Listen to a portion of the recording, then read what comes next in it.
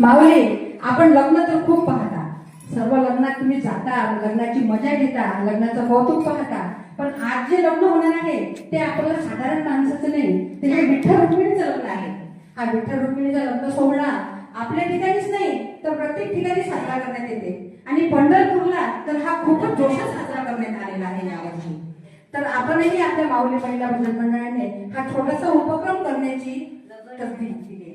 तरी सर्वांनी या लग्नाला सहर्ष हजर राहावे आणि सहर्ष सर्वांनी अक्षता टाकून विठ्ठल रुक्मिणी यांचा विवाह सहर्ष आनंदाने पार पाडावा.